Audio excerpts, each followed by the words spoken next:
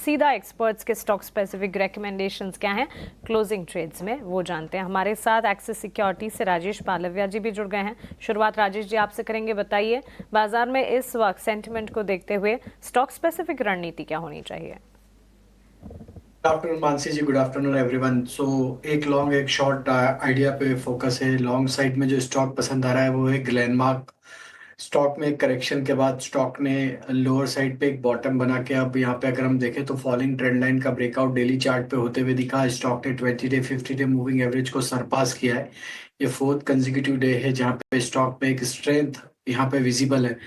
हमें लगता है ग्लेनमार्क की में ये मोमेंटम फर्दर एक्सटेंड होते हुए दिख सकता है। अपसाइड के टारगेट हमें लगता है 1570 की तरफ आते हुए दिख सकते हैं। डाउन साइड में स्टॉप लॉस रखना होगा करीब 1510 के आसपास। शॉर्ट साइड में जो स्टॉक अभी यहाँ पे हम सजेस्ट करना चाहते हैं वो है Bharat forge.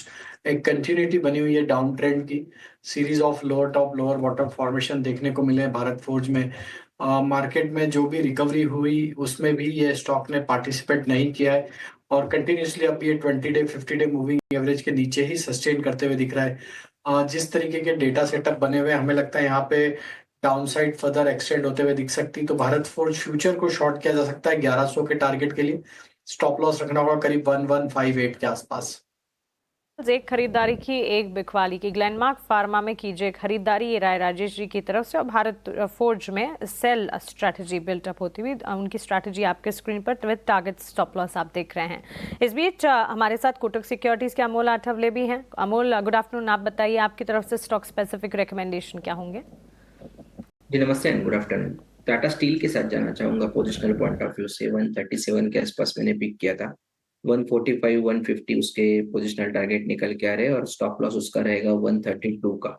Consistently higher high higher lows formation stock ने मेंटेन किए। आज हालांकि बाकी स्टॉक्स में दबाव है। मेटल इंडेक्स एक अच्छा परफॉर्म कर रहा है, उसमें टाटा स्टील का फॉर्मेशन काफी प्रॉमिसिंग लग रहा है। 50 डे सिंपल मूविंग एवरेज के पास अभी स्टॉक ट्रेड हो रहा है, बुलिश कैंडल है। तो ओवरऑल अगर मीडियम टर्म सेटअप देखते हैं तो ये जो टेक्निकल बाउंस बैक स्टॉक में चल रहा है वो कहीं ना कहीं कंटिन्यू होता हुआ दिख रहा है। दूसरा मैं कैनफिन होम के साथ जाना चाहूंगा, जो एक कॉन्ट्राबेट भी बोल सकते हैं। 665 के आसपास मैंने पिक किया था। 715 के पोजिशनल टारगेट है और 649 उसका स्टॉप लॉस रहेगा। एक बड़े करेक्शन के बाद स्टॉक एक कंसोलिडेट होता हुआ दिख रहा है और हायर डबल बॉटम फॉर्मेशन में है। 20 डे सिंपल मूविंग एवरेज को आज उसने क्रॉस किया था, बट बाजार में ओवरऑल दबाव था तो ऊपर टिक नहीं पाया।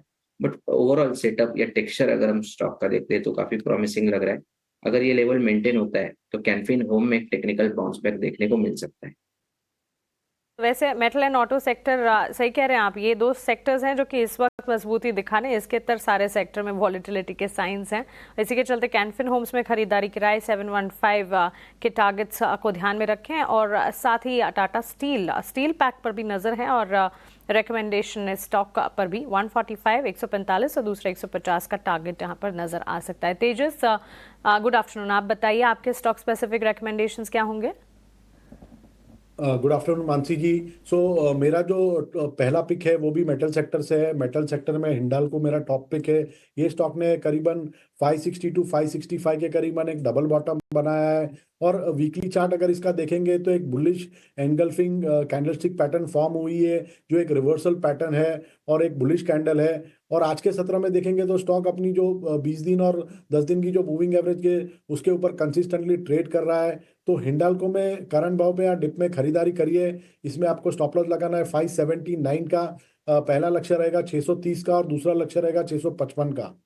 और दूसरा जो मेरा स्टॉक है वो ऑटो सेक्टर से है, मारुति सुजुकी लिमिटेड। ये स्टॉक में भी एक अच्छा खासा रिसेंटली ब्रेकआउट आया था और लगातार हमने 3 दिन ये स्टॉक में एक अच्छी खासी रैली देने के बाद स्टॉक अभी एक साइडवेज कंसोलिडेशन मोड में चला गया है।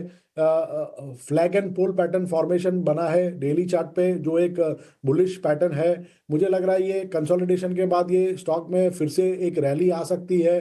तो मारुति का स्टॉक करंट भाव में या डिप में खरीदारी करिए।